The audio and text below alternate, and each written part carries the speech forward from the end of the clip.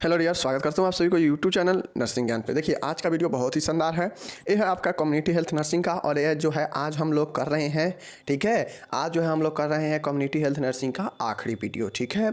इसके बाद जो है हम लोग के पास में अब इस सप्ताह में आपका 2 दिन समय बचा हुआ है। दोनों दिन बायो साइंस का एक आध क्वेश्चन जो है बचा हुआ है माइक्रोबायोलॉजी का, उसको कर लेंगे, ठीक है।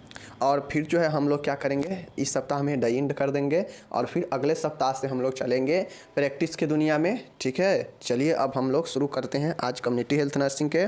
बहुत ही अच्छा टॉपिक है एपिडेमियोलॉजी, ठीक है, एपिडेमियोलॉजी। ओके चलिए देखते हैं एपिडेमियोलॉजी, ठीक है। देखिए एपिडेमियोलॉजी का अर्थ क्या होता है बताना है, ठीक है। चलिए पहले हम लोग एपिडेमियोलॉजी टॉपिक ही ख़त्म करेंगे। देखिए एपिडेमियोलॉजी शब्द ग्रीक भाषा के 3 शब्दों से मिलकर बना है। देखिए एपिडेमियोलॉजी 3 शब्द से मिलकर बना है। एपिडीमोस, ठीक है, लोगस, ठीक है ना। एपी का अर्थ है एमोंग, मतलब अर्थात मध्य में, बीच में, ठीक है। डेमोस का अर्थ होता है पीपुल, समझ गए, तथा लोगस का अर्थ होता है साइंस, अर्थात लोगों के बीच पाए जाने वाले घटनाओं का विज्ञान ही, जैसे जनपादिक रोग या महामारी विज्ञान, इसका ही जो है अध्ययन किया जाता है, ठीक है।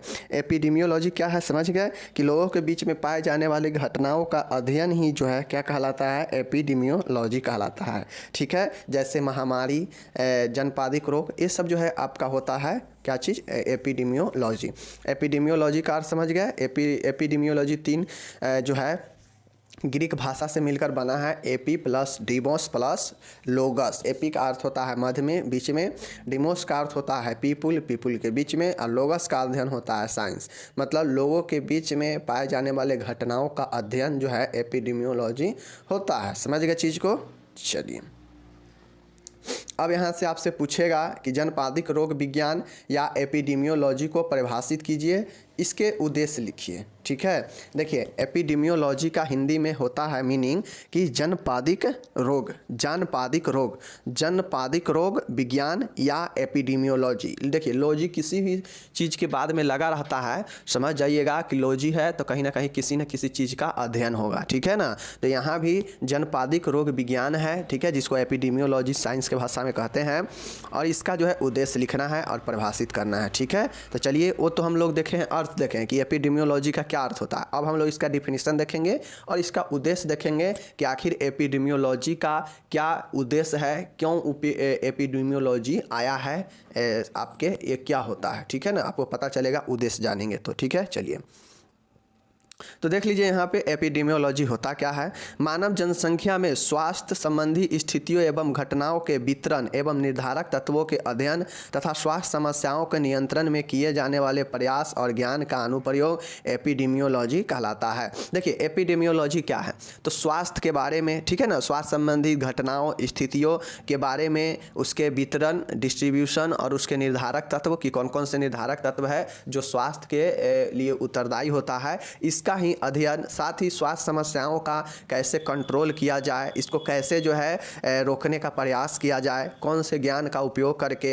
यही जो है आपका एपिडेमियोलॉजी कहलाता है। मतलब एपिडेमियोलॉजी ये जो है जनपादिक रोग विज्ञान एक ऐसा विज्ञान है जिसमें लोगों के बीच में जनसंख्या है, उस जनसंख्या में जो है मानव जनसंख्या में स्वास्थ्य से संबंधित सभी स्थितियों और घटनाओं का जो है क्या किया जाता है, अध्ययन किया जाता है। जिसमें वितरक मतलब कैसे जो है सबके बीच में स्वास्थ्य का वितरण बनाना है, कैसे कौन कौन से ऐसे तत्व है जो स्वास्थ्य के लिए निर्धारित करता हो कि हाँ अगर ये सही है तो स्वास्थ्य ठीक है, अगर ये नहीं सही है तो स्वास्थ्य इससे प्रभावित होगा, यानी निर्धारक तत्व। और साथ में स्वास्थ्य समस्याओं पर कैसे नियंत्रण करना है, इसके लिए जो प्रयास किया जाता है और जो ज्ञान का उपयोग किया जाता है वही जो है एपिडेमियोलॉजी कहलाता है। मतलब सीधा समझिए कि एपिडेमियोलॉजी एक ऐसा विज्ञान है जिसमें रोगों को जो है जो मानव के बीच में, लोगों के बीच में उसके स्वास्थ्य संबंधित समस्याओं को और उसके पर जो है कैसे नियंत्रण किया जाना है, उसका जो है स्वास्थ्य कैसे अच्छा रहेगा, कौन कौन से इसका निर्धारक तत्व है,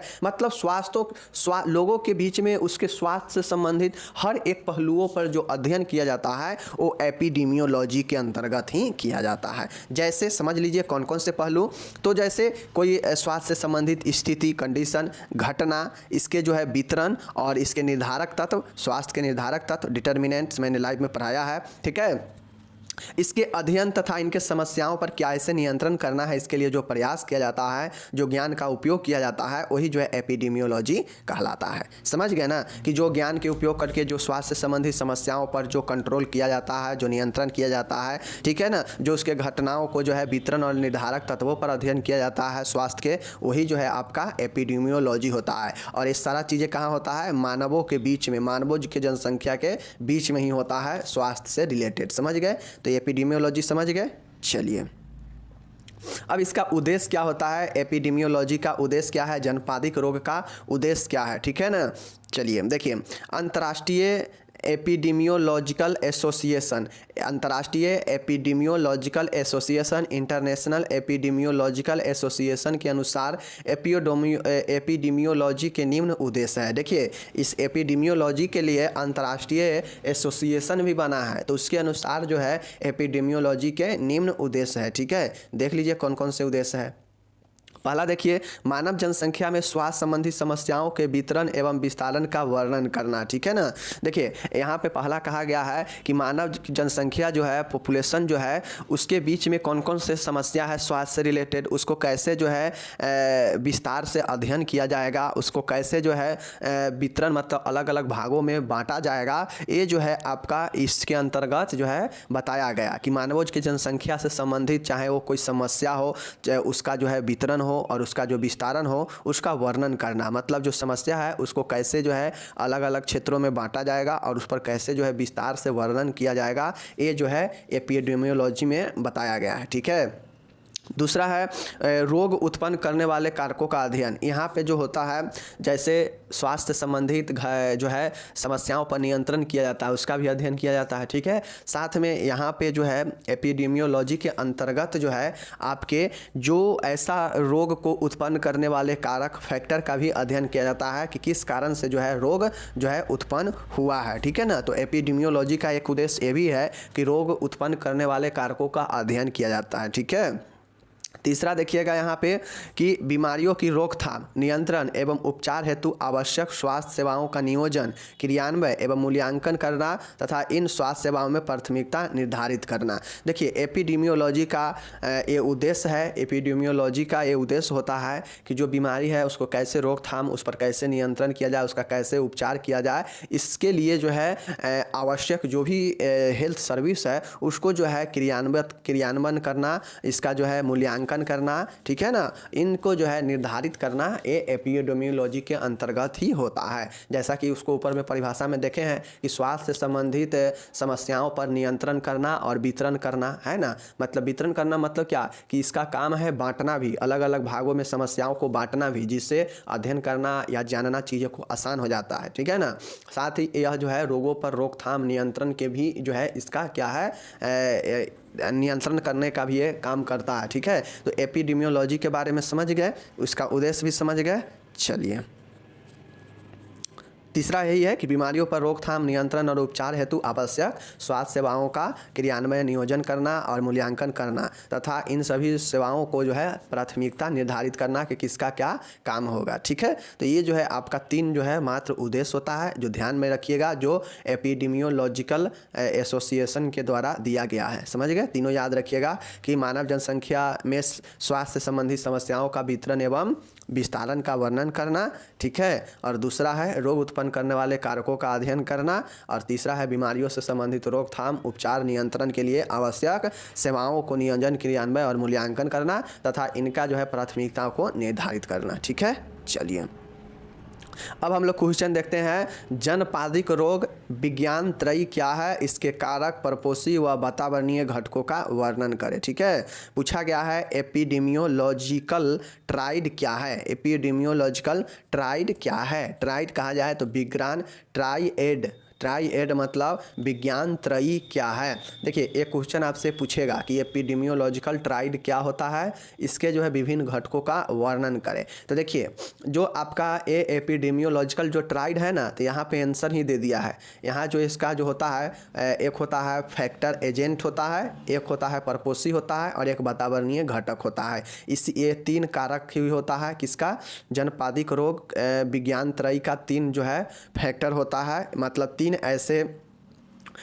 ऐसे चीज़ होते हैं, 3 ऐसे फैक्टर होते हैं जो इस 3 के बिना जो है कोई भी रोग होगा ही नहीं। इस 3 में से अगर कोई भी एक नहीं होगा तो रोग नहीं होगा, ठीक है ना। जैसे कारक, एजेंट, परपोषी और वातावरणीय घटक। जैसे एजेंट, होस्ट और इन्वायरमेंटल फैक्टर, इस तीनों में से अगर कोई एक नहीं रहेगा तो फिर जो है रोग उत्पन्न संभव है ही नहीं, ठीक है। तो इसीलिए इस तीनों को इस 3 है, इसीलिए इसे विज्ञान त्रयी कहा जाता है। समझ गए, विज्ञान त्रयी, समझ गए, विज्ञान त्रयी। ओके, समझ गए। तो इसका यहीं पे दे दिया है, लेकिन इसको जो है डिस्क्राइब करने के लिए बोल रहा है, ठीक है। तो चलिए देखते हैं। देख लीजिए विज्ञान त्रयी क्या होता है, एपिडेमियोलॉजिकल ट्राइड क्या है। मनुष्य में रोग की उत्पत्ति के लिए 3 चीज़ें आवश्यक है। मैंने पहले बताया कि ऊपर में दे दिया है। मनुष्य में जो है रोग जब तभी उत्पन्न होगा जब इसमें ये 3 चीज़ें उपस्थित होगा। कौन कौन, एक है कर्ता या कारक जिसको एजेंट बोलते हैं, ठीक है, एक है परपोषी जिसको होस्ट बोलते हैं, और तीसरा है आपका वातावरण, इन्वायरमेंटल, ठीक है ना। इन 3 घटकों को जनपादिक रोग विज्ञान त्रयी कहते हैं। इन तीनों में से किसी एक के न होने पर रोग नहीं हो सकता है। तो जनपादिक रोग त्रिया विज्ञान त्रयी समझ गए, एपिडेमियोलॉजिकल ट्राइड समझ गए कि मनुष्य में रोग उत्पत्ति के लिए 3 चीज़ें का होना आवश्यक होता है। जैसे कौन, कर्ता या कारक जिसको एजेंट बोलते हैं, और दूसरा है परपोषी जिसे होस्ट बोलते हैं, और तीसरा है वातावरण। इन तीनों के बिना जो है रोग संभव नहीं है। इन 3 घटकों में से जो है एक भी घटक अगर नहीं होगा तो जो है रोग संभव नहीं है। समझ गए। और यही जो है आपका जनपादिक रोग विज्ञान त्रयी कहलाता है। समझ गए, कर्ता या कारक, परपोषी, होस्ट या वातावरण, और वातावरण तीनों कम से कम जरूर याद रखिएगा। ये 3 याद रखिएगा तो आपको जनपादिक रोग विज्ञान त्रयी याद हो गया, ठीक है। और इस तीनों में से कोई एक भी नहीं रहेगा तो रोग जो है नहीं होगा, ठीक है, नए रोग नहीं हो सकता है। ओके, चलिए अब देख लीजिए इसके कारकों को डिटेल से पूछा है। अगर 10 नंबर में पूछेगा कि एपिडेमियोलॉजिकल ट्राइड क्या है, इसके विभिन्न घटकों का वर्णन करें, तो बताना पड़ेगा। घटक तो 3 ही है, एक है कारक एजेंट, ठीक है, दूसरा होस्ट और तीसरा इन्वायरमेंट, लेकिन इसमें अलग अलग है। देख लीजिए पहला है एजेंट, कारक है ना, पहला एजेंट था ना। देख लीजिए किसी भी कर्ता या कारक, देखिए किसी भी बीमारी को होने के लिए सबसे पहली आवश्यकता होती है बीमारी उत्पन्न करने वाले कारक। ये सजीव या निर्जीव हो सकते हैं। रोग उत्पन्न करने वाले कारकों को निम्न भागों में बांटा जा सकता है। देखिए कारक का रोल क्या होता है, जैसे आप लोग अभी पढ़े हैं कि बिना इस 3 में से कोई भी एक नहीं होगा तो रोग नहीं होगा। तो कारक जो पहला है, एक क्या करता है कि प्रारंभिक सबसे रोग उत्पन्न करने का सबसे जो पहला जो स्टेप होता है वो कारक ही होता है। समझ गए। अब एक कारक जो है निर्जीव भी हो सकता है, सजीव भी हो सकता है, जिसके कारण व्यक्ति में जो है बीमारी उत्पन्न होता है। समझ गए ना। तो एक कारण बनता है, इसीलिए इसे कारक का नाम दिया गया है। या कर्ता जो बीमारी को उत्पन्न करता हो वही करता है या कारक है। तो ये जो है सजीव और निर्जीव दोनों हो सकता है। इसको निम्न भागों में बांटा गया है। तो चलिए देखते हैं। तो कारक में क्या याद रखिएगा कि जैविक कारक जैसे वायरस, जीवाणु, कवक, प्रोटोजोआ आदि के संक्रमण के पात्र में पाए जाते हैं, ठीक है। जैसे मनुष्य, पशु, कीट, मिट्टी, ये सब से जो है आपका वायरस, जीवाणु, कवक, प्रोटोजोआ आदि के संक्रमण के पात्र में पाए जाते हैं। जैसे मनुष्य, पशु, कीट, मिट्टी। अब जैसे बायोलॉजिकल एजेंट, कारक हम लोग पढ़ रहे हैं तो कारक में अलग अलग भागों में बांटा गया है। तो आप लोग जानते हैं कि अलग अलग कारण बनता है बीमारी का। तो जो बायोलॉजिकल कारण होता है वो आपका सूक्ष्म जीव होगा, जैसे वायरस, बैक्टीरिया, फंगस, प्रोटोजोआ, ये सब जो है आपका बायोलॉजिकल कारक होता है, ठीक है। जो आपके मनुष्य, पशु, कीट, मिट्टी कहीं से भी जो है ये उत्पन्न हो सकता है, ठीक है ना। तो ये जो हो गया आपका biological factor, biological agent. Okay, चलिए दूसरा यहाँ पे आप लोग देखिएगा, दूसरा संदार है। दूसरा क्या कहता है, पोषक कारक है, न्यूट्रिएंट्स एजेंट है। देखिए पोषक कारक होता है, मानव स्वास्थ्य के लिए पोषक तत्व अति आवश्यक है। शरीर में किसी पोषक पदार्थ की कमी, जैसे कार्बोहाइड्रेट, प्रोटीन, वसा, खनिज, लवण, विटामिन, जल की कमी या अधिकता मनुष्य में रोग उत्पन्न कर देती है, जैसे रात्रि अंधता, बेरी बेरी, पेलेगरा, ठीक है। देखिए पहला था बायोलॉजिकल, जिसमें विभिन्न सूक्ष्म जीव था, ठीक है ना। यहाँ पे है पोषक कारण, पोषक कारक न्यूट्रिएंट एजेंट, जैसे कोई व्यक्ति में जो है क्वास्कियोर मारास्मस, ठीक है ना, बेरी ये सब हो जाता है कुपोषण के रोग वाला, तो वो कुपोषण के कारण मतलब पोषण के कारण होता है। तो यहीं पे है पोषण कारक, समझ गए, पोषक कारक बनता है रोग उत्पन्न करने का। जैसे कोई व्यक्ति भोजन करेगा लेकिन उसके भोजन में ना कार्बोहाइड्रेट है, ना प्रोटीन है, ना वसा है, ना खनिज है, ना लवण है, ना विटामिन है, ना जल है, इनमें से कुछ भी अगर कमी होगा तो उसको रोग उत्पन्न होगा। तो रोग इस प्रकार से कमी के कारण उत्पन्न होगा तो पोषण के कमी के कारण होगा, तो दूसरा पोषण बन गया, ठीक है। चलिए जैसे देख लीजिए रात्रि, बेरी पेलेग्रा आदि। ओके चलिए नेक्स्ट देखिए भौतिक कारक फिजिकल एजेंट्स है। फिजिकल एजेंट्स कहा जाए तो इसमें जो है शीत, फिजिकल का मतलब हो गया कि शीत, ठंडा, ताप, आर्द्रता, दाब, विकिरणें, विद्युत ध्वनि आदि शामिल है। इनमें जो है असंतुलन रोग उत्पन्न का कारण बनते हैं, ठीक है। देखिए यहाँ पे कहता है कि भौतिक कारण जैसे बहुत ज़्यादा धूप हो गया, बहुत ज़्यादा ठंडा है, मतलब मौसम में जो है समानता नहीं है, ठीक है। या आर्द्रता, बहुत ज़्यादा सूखी मौसम, ठीक है ना, बहुत ज़्यादा दाबनुमा, ठीक है। या विकिरणें, एक्सरे जो होता है देखते होइएगा, तो उसी प्रकार से अगर वातावरण में विकिरणें अगर शामिल हो जाए। विद्युत ध्वनि मतलब जो गरजता है ना बादल, तो ध्वनि कैसे उत्पन्न करता है, ये सब जो है व्यक्ति के अंदर जब भी असंतुलन होगा तो व्यक्ति के अंदर जो है रोग उत्पन्न करता है, समझ गए। तो फिजिकल एजेंट्स जो है वातावरण, ताप, दाब, शीत, ताप, ठंडा, गर्मी, ये सब जो है इस समय असमानता के कारण जो रोग उत्पन्न होता है तो भौतिक कारक होता है, भौतिक कारक से, समझ गए। चलिए नेक्स्ट देखिएगा आपका यहाँ पे है रासायनिक कारक केमिकल एजेंट। केमिकल एजेंट का मतलब होता है कि मानव शरीर में मौजूद एवं स्रावित होने वाले रसायनों की अधिकता या कमी से रोग उत्पन्न हो सकते हैं। बाह्य रासायनिक कारक जैसे गैस, धूल, धातु, धुआं, कीटनाशक, एलर्जिक पदार्थ आदि की मानव को रोगग्रस्त कर सकते हैं। अब देखिए रासायनिक कारक, अब हम लोग जानते हैं कि हमारे शरीर में जो हार्मोनल सिक्रेशन होता है वह एक प्रकार से क्या है, रासायनिक, एक केमिकल फॉर्मेशन के तहत जो है सभी हमारे ब्रेन से जो है या अलग अलग ग्रंथियां से हार्मोन का सिक्रेशन होता है। तो वो क्या होता है, वह एक केमिकल एजेंट ही होता है जो अगर स्राव में, सिक्रेशन में अगर असंतुलन होगा, जैसे इंसुलिन का स्रावन में अगर असंतुलन होगा तो डायबिटीज रोग व्यक्तियों में होता है, ठीक है। इसी प्रकार से और सारे ग्रंथियों से और सारे हार्मोन का सिक्रेशन में इम्बैलेंस होगा, असंतुलन होगा, तो क्या होगा, व्यक्ति में रोग होगा। तो वो किस प्रकार के रोग हो रहा है, तो वो केमिकल एजेंट के तहत हो रहा है, ठीक है ना। हार्मोनल ये सभी एक प्रकार के शरीर में स्रावित होने वाला केमिकल ही होता है, ठीक है। और जो बाह्य रासायनिक होगा, बाह्य रासायनिक जो कारक बनेगा वो हो जाता है आपका धूल होता है, धातु होता है, धुआं होता है, कीटनाशन होता है, एलर्जी पदार्थ होता है, रासायनिक पदार्थ है। ये सब बाह्य जो है रासायनिक कारक होता है जो व्यक्ति में मानव को रोगग्रस्त कर सकता है, ठीक है। तो रासायनिक कारक केमिकल एजेंट के बारे में समझ गए। तो एक तो शरीर में ही जो है सिक्रेशन होता है, स्रावित होता है, तो उसमें असंतुलन के कारण अगर होगा तो वो भी केमिकल एजेंट। दूसरा जो बाह्य होता है जैसे धुआं में विभिन्न प्रकार के जो है खतरनाक जो है गैस से भरा हुआ रहता है, ठीक है ना। या कीटनाशक दवाइयाँ या धूल कण या धातु, इस सब के जो है संपर्क में या एलर्जी होने से व्यक्ति को रोगग्रस्त कर देता है, ठीक है। तो ये समझ गए रासायनिक एजेंट। चलिए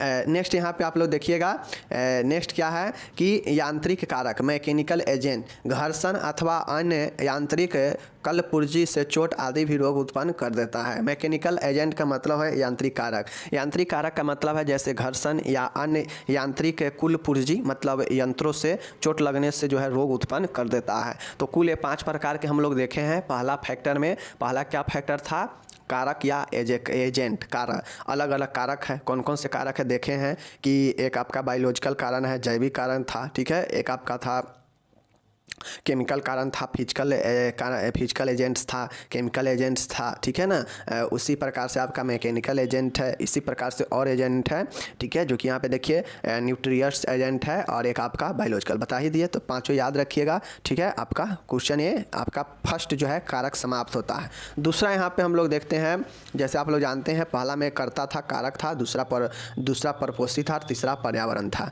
तो दूसरा जो है परपोषी घटक, होस्ट फैक्टर, देखिए होस्ट फैक्टर में कौन कौन सी चीज़ें आता है जिसके कारण रोग होता है। परपोषी मानव शरीर होता है जिसमें रोग कारक वृद्धि एवं प्रजनन करता है एवं रोग उत्पन्न करता है, परपोषी से संबंधित घटक, ठीक है ना। देखिए, परपोषी घटक, परपोषी जो है मानव शरीर होता है। परपोषी का मतलब क्या होता है? पर और पोषी मतलब किसी दूसरे से जो है किसी दूसरे के चीज़ों पर आश्रित होना, यही परपोषी कहलाता है। स्वयंपोषी कौन होता है? जो खुद पे जो है आश्रित होता है, वो स्वयंपोषी होता है। परपोषी वो होता है जो दूसरे से अपना भोजन प्राप्त करता हो, जो दूसरे पर आश्रित रहता हो, तो वो परपोषी हो जाता है। ठीक है, तो परपोषी मानव शरीर होता है। मानव क्या है? एक प्रकार से परपोषी ही है। मानव जो है भोजन पानी सब दूसरे से प्राप्त करता है। ठीक है ना, वो दूसरे पर आश्रित है। जैसे फसल नहीं होगा, भोजन करने के लिए मानव जो है फसल पर आश्रित है। ठीक है ना, उसी प्रकार से अलग अलग स्रोतों से जो है भोजन प्राप्त करता है, यानी खुद से वो भोजन तो बना नहीं पा रहा है, उगा नहीं पा रहा है, तो कहीं ना कहीं पेड़ पौधे पर आश्रित है मनुष्य। तो ये जो है मनुष्य क्या हो गया? परपोषी हो गया। और मनुष्य का शरीर क्या होता है? परपोषी होता है। ठीक है, जिसमें रोग कारक मतलब रोग उत्पन्न करने वाला वृद्धि एवं प्रजनन करता है। जिसमें क्या होता है कि वृद्धि करता है एवं रोग उत्पन्न करता है, परपोषी से संबंधित घटक है। देखिए, एक तो समझिए परपोषी घटक में कि मानव शरीर परपोषी है। ठीक है, अब परपोषी है तो जिसमें रोग कारक जो होता है वो वृद्धि और प्रजनन करता है। परपोषी वाला चीज़ें में जो होता है, जैसे पेड़ पौधा है, पेड़ पौधा पर जो है विभिन्न प्रकार के क्या होता है? सूक्ष्म जीवे, लार्वा, ये सब उपस्थित होता है। जो आप अगर धान वगैरह ये सब जो होता है, गेहूं वगैरह या कोई फल उल है, उसको अगर धोकर अगर नहीं खाया जाएगा तो क्या हो जाएगा? बीमारी हो जाएगा। तो ऐसे में जो होता है, तो ऐसे में जो भी होता है वो परपोषी वाला होता है। ठीक है, तो यही परपोषी मानव शरीर होता है जिसमें रोग कारक वृद्धि और प्रजनन करता है। ठीक है, एवं रोग उत्पन्न करता है। परपोषी से संबंधित घटक कौन कौन से हैं देख लीजिए। पहला है आपका जनसंख्यायिकी घटक, डेमोग्राफी फैक्टर। पहला क्या है? जनसंख्याकी घटक, अनुवांशिक घटक, जेनेटिक फैक्टर। ठीक है, उसके बाद सामाजिक आर्थिक घटक, पोषण, न्यूट्रिएंट, व्यवसाय और जीवन शैली और आदतें। ये सब व्यक्ति में जो है होता है। क्योंकि व्यक्ति मानव एक परपोषी है। ठीक है, तो ये परपोषी होने के साथ साथ उसमें ये सब घटक पाया जाता है। जैसे जिससे क्या होता है कि उसमें जो है रोग कारण बनता है और वृद्धि बनता है। ये सब जो है व्यक्ति में, ये सब एक ऐसा परपोषी है जो व्यक्ति के अगर ये सब सही ना होता होगा तो जो है उसमें बीमारी का जो है उत्पन्न होगा। ठीक है, जैसे जनसंख्या भी बीमारी का कारण बनता है। अनुवांशिक घटक जो कि व्यक्ति में ही होता है। ठीक है ना, जो पीढ़ी दर पीढ़ी असमानता के कारण होता है। सामाजिक आर्थिक घटक होता है। ठीक है ना, समाज में जो है आपका आर्थिक स्थिति कमज़ोर रहेगा तो इफेक्ट किस पर पड़ेगा? बीमारी पर पड़ेगा। ठीक है ना, स्वास्थ्य पे पड़ेगा। न्यूट्रिएंट, पोषण जो है अगर कमज़ोर रहेगा तो बीमारी होगा। व्यवसाय, ऑक्यूपेशन। ठीक है ना, ऑक्यूपेशन आपका कैसा है? धूल कण वाला में काम कर रहे हैं या अच्छे जगह पर काम कर रहे हैं। ठीक है, जीवन शैली और आदतें, हैबिट कैसा है, लाइफ स्टाइल कैसा है, तो ये भी व्यक्ति को जो है प्रभावित करता है। ठीक है, तो ये सब जो है व्यक्ति को क्या होता है? होस्ट है। ये व्यक्ति सब का क्या है? परपोषी है। समझ गए ना, होस्ट फैक्टर है ये सब। जैसे व्यक्ति में जनसंख्या का भी प्रभाव पड़ता है, अनुवांशिक का भी प्रभाव पड़ता है, सामाजिक और आर्थिक घटक भी प्रभावित करता है। ठीक है, पोषण भी व्यक्ति को प्रभावित करता है, और ऑक्यूपेशन और जीवन शैली और आदतें। ठीक है, तो ये होस्ट समझ गए, ये होस्ट में ये सब हो गया। ठीक है, तीसरा यहाँ पे देखिए वातावरणीय घटक है, इन्वायरमेंटल फैक्टर है। ठीक है, इन्वायरमेंटल फैक्टर अब कैसे होता है रोग के लिए जिम्मेदार देख लीजिए। दूषित वातावरण अनेक रोगों के लिए उत्तरदायी है। व्यक्तिगत एवं सामुदायिक स्वास्थ्य के लिए वातावरण का स्वस्थ होता है अत्यंत आवश्यक होता है। समझ गए। देखिए, तीसरा है वातावरणीय घटक, और ये आपका एपिडेमियोलॉजी का जो है एपिडेमियोलॉजिकल ट्राइड के लिए महत्वपूर्ण ये स्टेप होता है। ठीक है ना, जिसमें इन्वायरमेंटल होता है फैक्टर, इन्वायरमेंट होता है पर्यावरण जो है शुद्ध होना स्वास्थ्य के लिए बहुत ज़रूरी है। क्योंकि अगर पर्यावरण दूषित होगा तो हमारे स्वास्थ्य पर अनेक प्रकार के प्रभाव डालता है, जिससे जो है रोग उत्पन्न होता है। ठीक है, तो ये आपका तीसरा पर्यावरणीय घटक होता है। ठीक है, आप लोग जानते हैं कि पर्यावरण से कौन कौन से रोग हो सकता है, विभिन्न प्रकार के रोग होता है। ठीक है, तो ये तीसरा हो गया पर्यावरण कारक। ठीक है, तो ये आप लोग समझ गए कि जनपादिक रोग त्रिक विज्ञान क्या है। तो यही 3 याद रखिएगा। क्या क्या आप लोग को मैं बता दिया। एक होता है एजेंट, कारक होता है। ठीक है, एक आपका होता है होस्ट होता है। होस्ट मतलब कहा जाए तो उसको जो है हम लोग बोलते हैं परपोषी, और एक होता है वातावरण। समझ गए, ये 3 कारक ही होता है जो इसीलिए इसे जो है विज्ञान त्रयी कहा जाता है। ठीक है, और ये अलग की चीज़ें हैं कि कारक में अलग अलग कारक था जिसको हम लोग देखें। ओके, चलिए समाप्त हो गया। अब यहाँ पे हम लोग देखेंगे एक और क्वेश्चन जनपादिक रोग से संबंधित बनता है। जनपादिक रोग विज्ञान की उपयोगिताओं का वर्णन करें। एपिडेमियोलॉजिकल यूज पूछेगा कि भाई जनपादिक रोग विज्ञान का जो है उपयोग बताइए, यूजेज बताइए। तो एपिडेमियोलॉजी रोग का निम्न जो है उपयोग है, ठीक है। कौन कौन उपयोग है, तो चलिए सिर्फ मैं यहाँ पे स्टेप बताऊँगा। जब स्टेप आप याद रखिएगा तो चीज़ें को आप अंदर में लिख सकते हैं, ठीक है। पहला स्टेप देखिएगा, एपिडेमियोलॉजी के यूज का समुदाय के स्वास्थ्य स्तर का आकलन करना। चूँकि हम लोग जानते हैं कि यहाँ पे रोग के स्वास्थ्य संबंधित स्थितियों को नियंत्रण के उपचार का वर्णन किया जाता है, अध्ययन किया जाता है एपिडेमियोलॉजी में। तो यहाँ पे स्वास्थ्य के आकलन जो है सबसे पहला स्टेप किसी भी स्वास्थ्य के उपचार में आकलन होता है, ठीक है ना। तो आकलन जो है समुदाय के स्वास्थ्य स्तर पर आकलन करना एपिडेमियोलॉजी। देखिए एपिडेमियोलॉजिकल सर्वे वर्णनात्मक एपिडेमियोलॉजी द्वारा स्वास्थ्य स्तर का आकलन किया जाता है। इनके द्वारा विभिन्न प्रकार के मृत्यु दरों जैसे शिशु मृत्यु दर, मातृ मृत्यु दर, पेरेंटल मृत्यु दर के बारे में जानकारी प्राप्त की जाती है। इन आंकड़ों से किसी बीमारी, उसकी दर अथवा फैलाव के बारे में पता लगाया जाता है, ठीक है। देखिए पहला है समुदाय के स्वास्थ्य स्तर का आकलन करना, ठीक है। अब इस आकलन में जो एपिडेमियोलॉजिकल सर्वे जो होता है उसके वर्णनात्मक एपिडेमियोलॉजी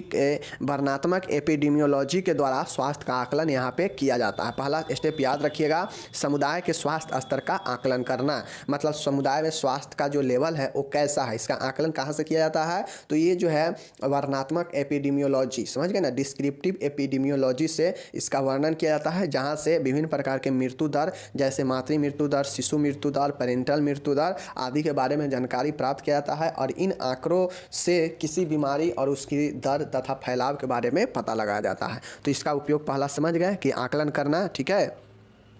दूसरा यहाँ पे देखिएगा, समुदाय में पाए जाने वाली बीमारियों तथा उनके लक्षण में आने वाले परिवर्तनों का अध्ययन करना। चूँकि हम लोग जानते हैं कि एपिडेमियोलॉजी में बीमारियों की स्थिति और विस्तार और फैलाव का वर्णन किया जाता है। तो यहाँ पे जो है समुदाय में जो पाए जाने वाला जो बीमारी है और उसका क्या लक्षण होगा, उसमें क्या परिवर्तन होगा, इसका अध्ययन यहाँ पे किया जाता है, ठीक है। तो ये जो है दूसरा स्टेप याद रखिएगा। और जब ये याद रखेंगे तो आप लोग आसानी से लिख देंगे कि एपिडेमियोलॉजी द्वारा बीमारियों में आने वाले उतार चढ़ाव, इनके लक्षणों में होने वाले परिवर्तन, समुदाय में सदस्यों को पड़ने वाला इसका प्रभाव के बारे में पता लगाया जाता है, ठीक है। दूसरा स्टेप दूसरा उपयोग क्या होगा कि समुदाय में पाए जाने वाले बीमारी और इसके लक्षणों में आने वाले परिवर्तनों को अध्ययन करना। तो दूसरा स्टेप ये हो गया एपिडेमियोलॉजी का उपयोग का, ठीक है। तीसरा यहाँ पे देखिएगा, बीमारियों में होने वाले व्यक्तिगत जोखिम का अनुमान लगाना। तीसरा इसका उपयोग है किसका, एपिडेमियोलॉजी का, कि व्यक्तिगत कितना जोखिम होगा इसके अनुमान का जो है पता लगाना। मतलब कोई भी बीमारी होगा किसी को तो उसमें व्यक्तिगत क्या जो है जोखिम होगा, इसका जो है अनुमान लगाना एपिडेमियोलॉजी का उपयोग करके होता है, समझ गए। चलिए जैसे देख लीजिए, प्रत्येक बीमारी में कुछ ना कुछ जोखिम कारक होते हैं, जैसे मोटे लोगों में हृदय रोग होना तथा डायबिटीज का खतरा। इसी प्रकार पर्यावरणीय एवं व्यक्तिगत अस्वच्छता तथा कुपोषण ट्यूबरकुलोसिस के संक्रमण को बढ़ाते हैं। एपिडेमियोलॉजी के अध्ययन द्वारा इन जोखिमों का पता लगाकर उनमें कमी तथा रोकथाम कर संबंधित बीमारियों पर नियंत्रण एवं रोकथाम पाया जाता है। जैसे लक्षण का संबंधित बीमारियों में लक्षणों के जो है पता करके व्यक्तिगत जोखिम को कम किया जाता है, ठीक है, इसके द्वारा एपिडेमियो के द्वारा। कैसे, जैसे कोई मोटा व्यक्ति होगा तो उसमें लक्षण ये होता है कि इसमें हृदय रोग हो सकता है, डायबिटीज हो सकता है, ठीक है। उसी प्रकार से अलग अलग स्वच्छता के अभाव से पर्यावरणीय से ट्यूबरकुलोसिस, अस्थमा, ये सब हो सकता है। तो ये जो है जोखिम का पता लगाता है कि इस चीज़ में, इस कंडीशन में एक बीमारी हो सकता है, तो वहाँ पे पता लगा के और उसके जो है रोकथाम का जो है विधि किया जाता है। और यही जो है आपका हो जाता है क्या चीज़ कि बीमारियों में होने वाले व्यक्तिगत जोखिम का अनुमान लगाना। ओके, सिर्फ स्टेप याद रखिए, लिख लीजिएगा। ओके, चलिए नेक्स्ट देखिएगा, यहाँ पे बीमारियों के कारणों का पता लगाना। इसका एपिडेमियोलॉजी का एक उपयोग ये भी है कि बीमारियों के कौन से कारण से बीमारी हुआ है इसके जो है पता लगाना, ठीक है। जैसे एपिडेमियोलॉजिकल सर्वे के द्वारा प्राप्त विभिन्न तथ्य जैविक, भौतिक, रासायनिक, पर्यावरणीय, सामाजिक, आर्थिक आदि कारकों से व्यक्ति के स्वास्थ्य पर पड़ने वाले प्रभावों को स्पष्ट होते हैं।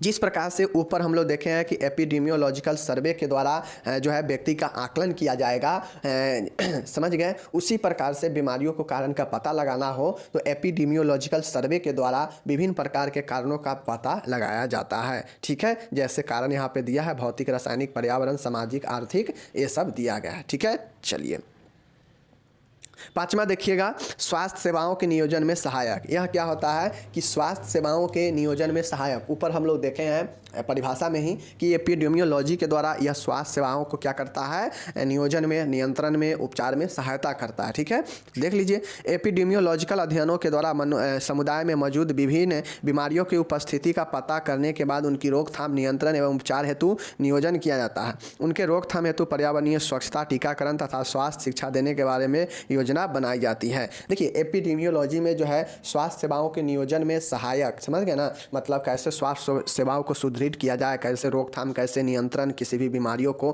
कैसे पता लगाया जाए, कैसे स्वच्छता, टीकाकरण, स्वास्थ्य शिक्षा देकर इसका योजना बनाया जाता है, और वही जो है स्वास्थ्य सेवाओं के नियोजन में सहायक होता है। ठीक है, चलिए लास्ट आपका यहाँ पे एक और बच जाता है कि स्वास्थ्य सेवाओं का मूल्यांकन करना। अब मूल्यांकन का मतलब होता है कि किसी भी बीमारी, किसी भी मूल्यांकन कहीं भी क्षेत्र में हो सकता है, जो हर एक काम होने के बाद लास्ट में मूल्यांकन ही होता है, जिससे पता किया जाता है कि मेरे द्वारा किए गए काम कितना ज़्यादा प्रभावित है, कितना ज़्यादा सफल हुआ है, वो मूल्यांकन के द्वारा ही पता चलता है। उसी प्रकार से स्वास्थ्य के क्षेत्र में भी बीमारियों के प्रति कितना ज़्यादा कंट्रोल किया, कितना उपचार हुआ, कितना ज़्यादा जो है प्रभावी हुआ हमारा देख रेख, ये जो है आपका मूल्यांकन के तहत ही पता चलता है। तो ये जो मूल्यांकन है, स्वास्थ्य सेवाओं का मूल्यांकन, ये एपिडेमियोलॉजी के उपयोग के द्वारा होता है। समझ गए? चलिए, जो विभिन्न प्रकार के सर्वे, एपिडेमियोलॉजिकल सर्वे के जो चीज़ें मिला है, और जो उसके बाद जो रोगों के प्रति जो अभियान चला है, और उसके बाद जो मूल्यांकन देखा जाएगा, तो वो सारा चीज़ें होता है। ठीक है, चलिए आखिरी यहाँ पे देखिएगा आपका है, देख लीजिए, बीमारियों की प्रकृति इतिवृत्ति। बीमारियों के प्रति प्राकृतिक इतिवृत्ति। बीमारियों के प्राकृतिक इतिवृत्ति का मतलब है कि बीमारी के लिए नेचुरल चीज़ें कितना जिम्मेदार है, इसका जो है पता लगाना, रोकथाम करना। ठीक है ना, और यही सब जो है आपका होता है बीमारियों को जो है प्राकृतिक इतिवृत्ति। जैसे एपिडेमियोलॉजी से विभिन्न बीमारियों के प्राकृतिक इतिवृत्ति के बारे में जानकारी प्रदान करती है, जो कि उनके कारणों से पता करने, रोकथाम तथा उपचार में सहायता होती है, तथा इलाज के मरीज के ठीक होने की संभावना को भी प्रदर्शित करता है। ठीक है, बीमारियों के प्राकृतिक इतिवृत्ति मतलब व्यक्ति में जो है नेचुरली कितना ज़्यादा जो है स्ट्रॉन्ग है, ये व्यक्ति को जो है सुदृढ़ करता है उसके बीमारी को ठीक होने में भी। ठीक है ना, तो ये मैं बार बार बता रहा हूँ कि उपयोग में आप लोग पॉइंट जब याद रखेंगे ना, तो आराम से चीज़ों को लिख सकते हैं अपना दिमाग लगा के। तो पहला काम क्या कीजिए, अगर आपसे एपिडेमियोलॉजी के उपयोग पूछेगा तो उपयोग में देख लीजिए पॉइंट क्या क्या है, मैं एक बार और बता देता हूँ। देख लीजिए, पहला उपयोग है समुदाय के स्वास्थ्य स्तर का आकलन करना, इसका उपयोग करके। किसका उपयोग करके? एपिडेमियोलॉजिकल सर्वे, यानी एपिडेमियोलॉजी में जो है एपिडेमियोलॉजी का उपयोग जो है वो स्वास्थ्य स्तर का आकलन करना भी होता है। ठीक है ना, चलिए दूसरा है कि समुदाय में पाए जाने वाली बीमारियां तथा उनके लक्षणों में क्या परिवर्तन होगा, उसका अध्ययन करना एपिडेमियोलॉजी के उपयोग करके। ठीक है, दूसरा है बीमारियों में होने वाले व्यक्तिगत जोखिम का अनुमान लगाना, एपिडेमियोलॉजी के द्वारा ही होता है। ठीक है, उसके बाद है नेक्स्ट है चौथा, बीमारियों के कारण का पता लगाना, किन किन कारण से बीमारी हुआ है इसका पता लगाना। ये जो है आपका क्या होता है, एपिडेमियोलॉजी के यूजेज के द्वारा ही होता है। ठीक है, नेक्स्ट आपका देखिएगा यहाँ पे स्वास्थ्य सेवाओं में नियोजन जो है सहायक, स्वास्थ्य सेवाओं के नियोजन में सहायक। यह जो है स्वास्थ्य सेवाओं के उपचार, नियंत्रण, रोकथाम और इसके नियोजन में सहायक होता है। समझ गए? कौन? एपिडेमियोलॉजी। ठीक है, उसका उपयोग होता है। छठा देखिएगा स्वास्थ्य सेवाओं का मूल्यांकन करना। अब जो है हर एक स्वास्थ्य सेवाओं में जो है मूल्यांकन करने में जो है आपका क्या होता है, मदद करता है कौन? एपिडेमियोलॉजी। किसके थ्रू? एपिडेमियोलॉजिकल सर्वे के बाद। ठीक है, चलिए, और सातवां और आखिरी है यहाँ पे बीमारियों की प्रकृति का इतिवृत्ति। बीमारियों को कैसा प्रकृति है, किस प्रकृति का है, लॉन्ग टर्म है या प्राकृतिक इतिवृत्ति, बीमारी जो है किस प्रकार से है, प्राकृतिक रूप से है या कैसा है, ये जो बताता है आपका कि संभावना कितना ज़्यादा ठीक हो पाएगा या कितना ज़्यादा ठीक नहीं हो पाएगा, ये बीमारी के प्राकृतिक उसका नेचर बताता है। समझ गए? तो ये जो है आपका 7वां पॉइंट हो गया। कुल 7 पॉइंट था जिसमें एपिडेमियोलॉजी का उपयोग था। ठीक है, पॉइंट याद रखिएगा। पहले मैं यही बताता हूँ कि सबका जो है मैं डिस्क्रिप्शन में दे दूंगा लिंक, वहाँ से जाके आप लोग पढ़ लीजिएगा एक बार खुद से। और समझ गए? चलिए मिलते हैं अगले वीडियो में, तब तक धन्यवाद।